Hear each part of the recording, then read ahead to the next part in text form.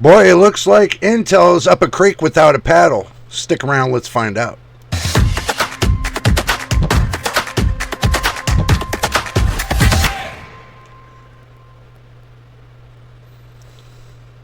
Well, good morning, good afternoon, good evening, everybody. Welcome back to JJ's PC Builds. All right, boys, let's get into it. Before we get into it, make sure you subscribe, put some positive likes, and hit that notification bell so you know when I post the next video. Boys, and girls. Looks like Intel is definitely taking some bad rap. Let me move my chair over. I love this chair. I can already say I love this chair. But looks like AMD, well, not AMD, Intel. Looks like Intel's taking some bad raps over the fact of unlocking all the power settings for your CPU. And then they turn around, they're blaming the board partners, the motherboard partners, for the fact of them not putting a limit on the amount of wattage you can use off of your processor. So, keeping all that into light, this is nothing new. So we're going to jump into and see what the stories are telling us this week when it comes to Intel. And yes, I really didn't want to make this video on Intel, but I was left with not a choice because everybody's asking me, what's going on with Intel? What's going on with Intel? Number one, I'm going to state this for a fact, just to let you know. I'm not an Intel hater. I am not. Like I told you all, if the hardware is good, I'm going to tell you. If it's bad, I'm going to tell you. Either way, I'm going to tell you. And also, too, I'm going to give my opinion about what I hear and what people are reporting on certain hardware. So I am going to give my opinion on that. And that's what we're doing today, is we're giving my opinion on the 13th and 14th gen Intel processors. Now, I can tell you this, I do run an 8th gen Intel processor, and I do not have that heating problem whatsoever. Just to let you know that. It's using a stock cooler, and it stays right at where it needs to be. I've pushed it to its max. This is just I'm giving you what I know so far. And I know it's 8th gen. I know it's not 12th or 13th or 14th gen. But going back a little bit, it's good to know that where you're not having a problem at. And so far, I'm telling you, with the 8th gen processor, I'm not having a problem with. The most heat that I got out of that processor was 84C. But that's running at max load. I got it to that point. Saturated max load. But it seems like when you saturate max load your 13th and 14th gen processor, it seems to have a bad effect on gaming, getting crashes and stuff like that, degradation of the processor. They're given an estimate of it running wild on the power. They give it 3 to 4 months before you got to replace your CPU processor, your 13th and 14th gen. That's a lot of money. Truthfully, that's a lot of money. That's way a lot of money. So let's go ahead and just dig into it and see what's going on. Okay, this statement's coming out of Tom's Hardware.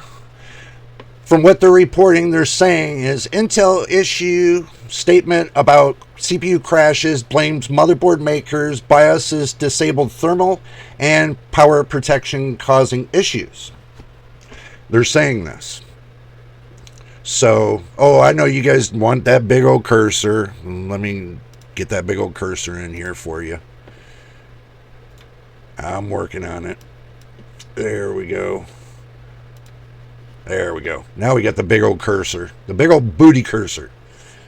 So, Intel points out motherboard profiles with disabled protections while exceeding recommended voltages to gain high overclocks. Igor's lab, right here, Igor's lab seems to have obtained a message originally designated for motherboard manufacturers concerning a prolonged stability issue on the company's 13th generation Raptor Lake and 14th generation Raptor Lake refresh chips, which rank amongst the best CPUs. It's made sense for the company to clarify the issue where many blamed the motherboard manufacturers in a race to become the fastest performer by having over aggressive voltages for allowing higher clock speeds. Let that sink in a little bit. That's not just motherboard manufacturers. This is more or less pushing the blame on motherboard manufacturers. If Intel didn't want these excessive voltages, then they would have put a limit on them on the processor itself. So for them to make a bold statement that it's the motherboard manufacturers that do that, no. Because motherboard manufacturers have to follow a guideline of Intel, sorry. Don't forget your drinking snacks, by the way. They have to follow guidelines. If not, they'll end up getting sued. They know this. So they don't want to end up getting sued for over aggressively doing their motherboards. Now, if Intel wanted to put a restriction on the amount of power usage, then they would have done so. But it seems that Intel didn't do that. Motherboard manufacturers followed the guidelines, and this is the outcome. So it starts from the top and it trickles down like a waterfall to the bottom, to the consumer. And then the consumer's stuck with suffering the fate of a motherboard that's out of the box overclocking because the simple fact Intel didn't put a clamp on it and say, look, these are the out of the box experience settings that we want, and this is the way it's supposed to be. They didn't do it in the beginning. Now they're trying to cover their tracks. Okay, moving on. The company specifically points out the issue with the 600 and 700 series motherboards. Manufacturers that disabled thermal and power protection to achieve the highest possible clocks, even at the cost of instability, chipmakers said in the message. Intel has observed that this issue may be related to out of specification operation conditions resulting in sustained high voltage and frequency during periods of elevated heat. Now, I don't know how many times I've told everybody, the hotter you run your processor, let me take you back, y'all, to the main screen. Your processor is like a transistor. The more heat you put to it, the more it degrades. It's just like if you're using a car amplifier. The more heat you put to it, the more that transistor, the MOSFET transistor, degrades. And there's no different when it comes to a CPU processor. It suffers the same fate because of the silicon. Okay, so don't believe that it doesn't suffer the same fate. It does. Okay, and this comes back to what I've always said, and what I continue to do is undervolt my processor. I keep the wattage down, the TDP wattage down to the max of 85 watts. And I have it restricted to 85 watts, but the amount of clocks, it clocks from 3.6 gigahertz up to 4.7 gigahertz. I left that wide open. I ran that on auto. So basically, the computer can go all the way up to 4.7 gigahertz off of this processor without it overheating. I have videos on how you undervolt your processor. That's for AMD and Asus motherboards. But hopefully in the future we can do some more undervolting, because it seems like this is going to be the thing when it comes to stability and when it comes to heating issues. A lot of people are going to be looking at and saying to me, hey Jay, how can I undervolt my processor? my CPU processor. And if you follow the guidelines, you should have no problem undervolting your processor.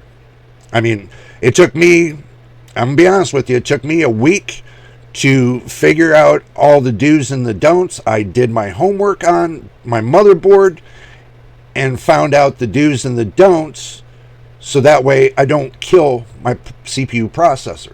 So let's get back to the story. Okay, so Intel has observed that the issue may be related to out-of-specification operating conditions resulting in sustained high voltages, frequencies, and elevated heat. That's where we left off. Analysis of affected processors shows some part experience shifts in minimum operating voltages, which may be related to the operation outside of Intel-specified operating conditions. Root cause has not yet been identified. Intel has observed the majority of reports of this issue are from users with unlocked overclock capable motherboards. Okay, so understand this. If you're a first-time builder, do research on your motherboard, so this way you understand what's inside of the BIOS firmware in order to change and make it to where it operates the best condition for you, as well as not taken away from performance. Okay, it's possible. I've done it with my AMD 5700X processor. It's the Ryzen 7 5700X. I've already done it with that. I run it on a 240 millimeter AIO, which I should be running it on a 360 millimeter AIO. But I'm only hitting temperatures of 62C at being at a total of 85 watts. So keeping the voltages down to I keep them down to 1.102 volts max. So it's not killing the processor. Keep that in mind. Intel has observed 600 and 700 series chipsets. You notice they're not saying the 500 series, which I got the 500 series, the AM4 500 series. So keep that in mind. Chipset boards are often set BIOS's defaults to disable and power delivery safeguards designed to limit processor exposure to sustained periods of high voltage and frequency. For example, disabling current excursion protection, the CEP, enabling the ICC Max Unlimited bit, disable thermal velocity boost or enhanced thermal velocity boost. Additional settings which may increase the risk of system stability, disabling C states, big mistake, using Windows Ultimate Performance mode, which I thought that was discontinued long time ago, increasing the PL1 and the PL2 beyond Intel's recommended limits. Intel requests system and motherboard manufacturers to provide the end users, which is the consumers, with a default BIOS profile that matches Intel recommended settings. So from now on, what's going to happen is all the new motherboards that are made, not the old ones that are still on the market, the new ones that are being made, the out-of-box experience is going to have restrictions on it. So do expect that.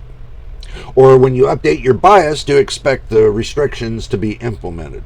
So it'll be up to you if you want to update your BIOS from your motherboard manufacturer, which is recommended. So at least you have some chance to keep your system stable, but you're not going to reach the high amount of clocks that you were going to expect, enabling this profile. Recommended, do like I did. Undervolt your system and keep your processor cool. Simple said and put. You know, adjust your PBO curve. If Intel has a PBO curve, then adjust it. See, I have not yet, and I'm going to admit this, I have not yet purchased a 13th or 14th gen processor yet. But in the future, I might. But from what I'm hearing, that, it'll be something I would have to, order from Intel and, get a testing gear and everything else just to test it out to see what the resolution's going to be for the 13th and 14th gen. I can already tell you if it's got the same settings as the 8th gen, which that don't have any settings. It's just got one click button turbo. You turn it on and it kicks in and everything. So if you got a pre-built that just kicks in, one button kicks everything in, you set it and leave it kind of thing, then then that'll be something. But I'm hearing that even the pre-builts are having a little bit of difficulty as well. So let's move on and keep reading. Intel strongly recommends to consumers the default BIOS settings should ensure operation within Intel recommended settings. That's Intel's recommended settings. So, in addition, Intel strongly recommends motherboard manufacturers to implement warnings for the end user, which is the consumer, alerting them to any unlocked or overheating feature usage. So basically the same thing that AMD did. When you go to overclocking your CPU, they have a warning. The warning states that if you overclock this CPU, that they're not held responsible for if the chip breaks. So basically, if you burn out your CPU, they're not held responsible because you overclocked it. That's pretty much what they're saying. Motherboard manufacturers should be telling everybody.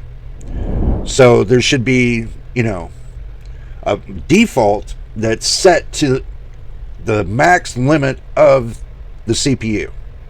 Set to the max limit. One profile set to the max limit, and then you're all set.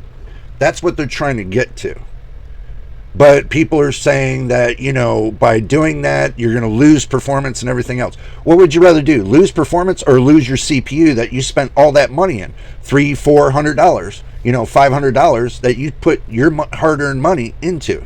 What would you rather do? Keep it at a certain setting and don't worry about the overclocking? Because if you're not into the overclocking, you just want to do the gaming, then, this setting should have been put in there in the first place for protection for the consumer.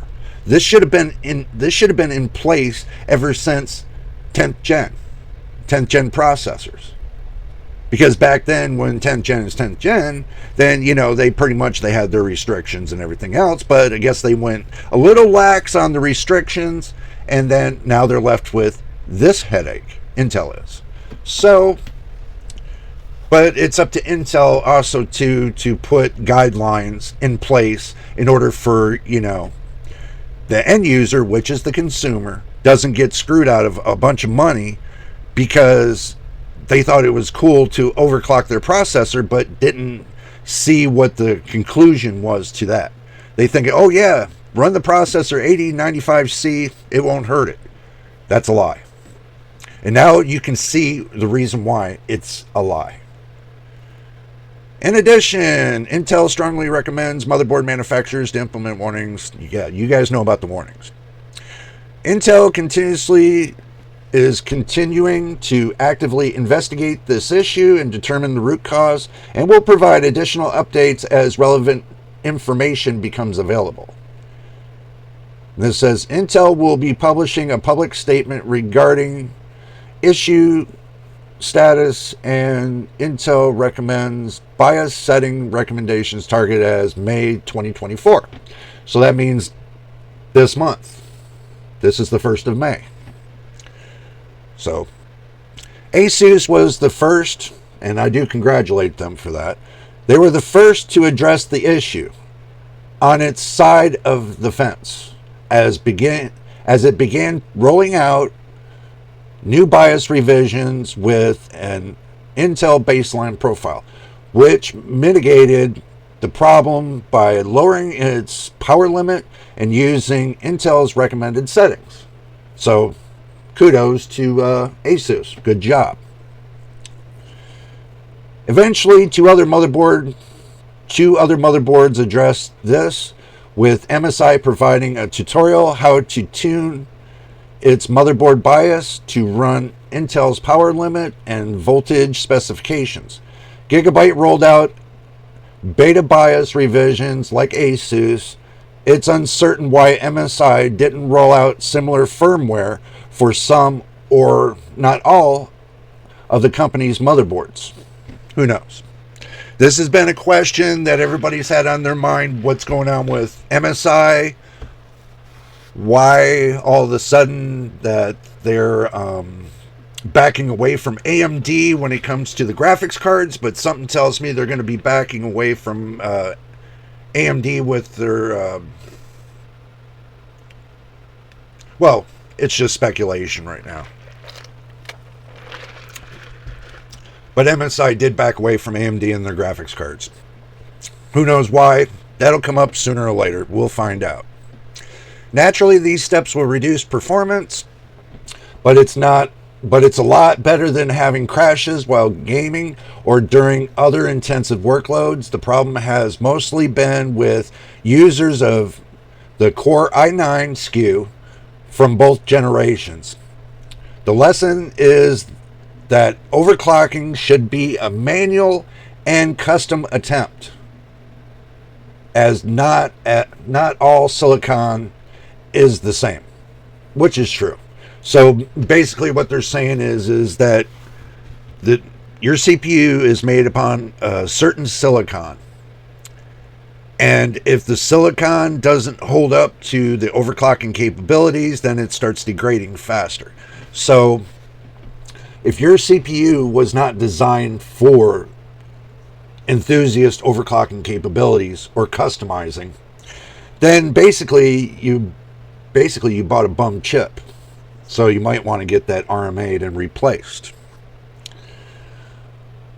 But if you're looking for something to, have for like YouTube or one of your social media channels, for overclocking and stuff like that, then you're best off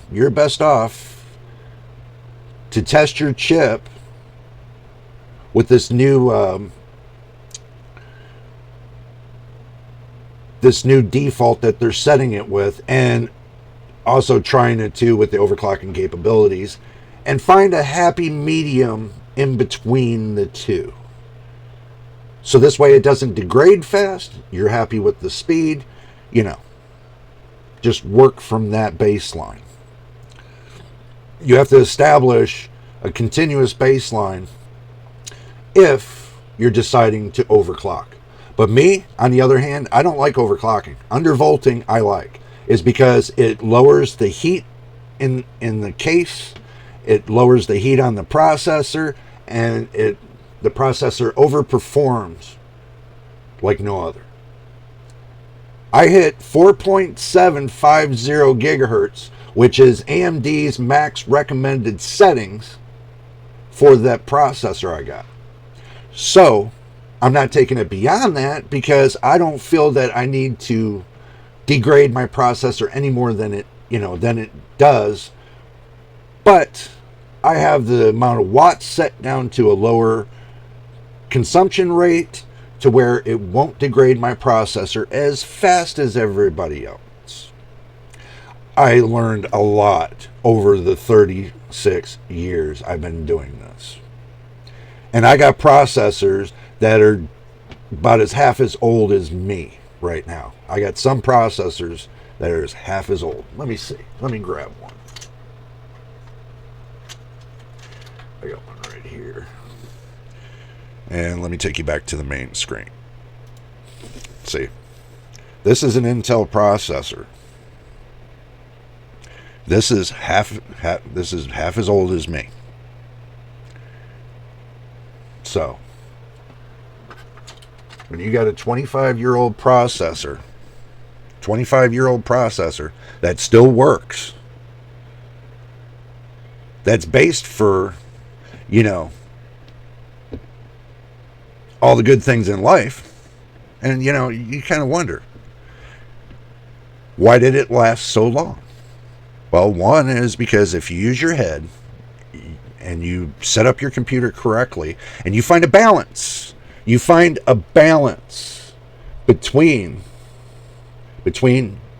your processor, your CPU processor, your GPU, and all your components on your motherboard, and they're all working in harmony, your FPS will be higher, your heat consumption will be lower, and you won't have any problems. So let's move on. Okay. Intel introduced extreme power delivery with its 13th gen CPUs. Now they say Intel did, not the motherboard manufacturers, Intel. Like the i9-13900KS, which peaked at 320 watts via this profile. At the same time, Intel already had recommended steps, and motherboard manufacturers should have played it safe so the end user, which is the consumer, who would have a tough time navigating manual settings in the BIOS, would not be on the receiving end. This is what they're claiming. So, perhaps Intel should have stricter guidelines for respective motherboard manufacturers to follow, that given such issue can last a few months before they have been narrowed down. Okay, this is what we just got done discussing. In conclusion, the ones that are at fault at this point is Intel and the motherboard manufacturers. They're all at fault because Intel didn't implement a stricter guideline, and the motherboard manufacturers didn't use common sense when it comes to narrowing the scope of a baseline for the end user, which is the consumer. So basically, your out-of-box experience would have been very negative if you would have bought a pre-built system that wasn't checked through by a technician to see if it has any heating issues with the processor or any heating issues on the motherboard. Which, before they sell any pre-built, they should pre-test every pre-built gaming systems before they leave the factory. So this way, you know your settings in your motherboard BIOS on that pre-built is preset to the specifications of the chip makers, what they basically are trying to tell you. So, if the chip has 125 watt TDP, and on turbo it's supposed to go up to, on the PL1 is supposed to be at 125 watts, and your PL2 is supposed to be at 253 watts. So they give you a range, it should be within that range, that processor doesn't go over. And that's where the overclocking and stuff comes in, to where everybody will push it up to the max of the 253 watts. Okay. But your average consumer is not going to push it to 253 watts. They'll be lucky to get it over 95 watts. If the baseline was set correctly for each one of the CPU processors, because not all silicon's the same, and every system has to be set a little different way in order for it to actually run at its 100% without degrading the CPU processor. So if you stayed with me this far on what we're talking about, basically is this. There are many videos out there, and I'm going to state this. There are many videos out there how to undervolt your CPU processor. You don't have to undervolt your GPU. That's basically like you're taking a lot of high power and you're trying to shove it through a thin piece of wire. Okay? You're trying to shove let's say 500 volts through one strand of wire that only carries 50 volts. So if you undervolt your processor and let your GPU take up the slack, you'll get more FPS that way and have a cooler solution for your PC than you would trying to overclock your processor and overheat your PC. Airflow is one of the biggest things that you need for a PC. Now, any PC that I built, people ask me, well, can I use one where you don't see the fans in front? I said, sure. You go on Amazon and go buy one. I will never, ever build any PC with anything that restricts the front of the case and doesn't allow that airflow to come through. I would refuse to do that. Is because I know it's going to become a hot box, and it's just going to, you're going to have to leave the side of the glass off of the case in order for it to cool itself. And then it's not even going to be cooling because there's no airflow. There's no tunnel of airflow going through from the front and up out the top. There's no airflow. You're only getting the single airflow, but with your multi-amount of fans, you get multi-amount of airflow that goes across your motherboard, goes across your GPU, goes across your CPU, and gets ventilated out the top. So if you think that having something restrict the front airflow is a good thing, then you might as well get ready to take and send your PC to the garbage can. I don't know why, and this has been going on for years. You know, PC case makers do that where they put little slots on the sides. Those don't carry the airflow. Those restrict the airflow down to 0.1% of allowing fresh air to get into your system. Your system puts out a hot heat of at least 62 C, which could be up to, if it's ran on a normal basis, about 150 degrees Fahrenheit.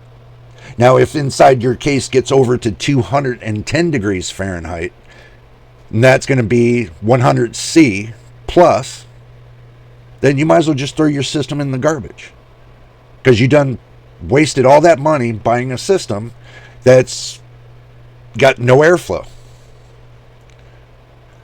I take that very seriously. And I'm telling you from my experience, that's not a good thing. So, but anyway, if you made it to the end of the video and you liked it, make sure you subscribe, put a like on it, and hit that notification bell so you know when I post the next video. I'm sure I'm going to have more videos on Intel, but for right now, this is my 2 cents on it. So until the next time, in the next video, we will see you on the next one.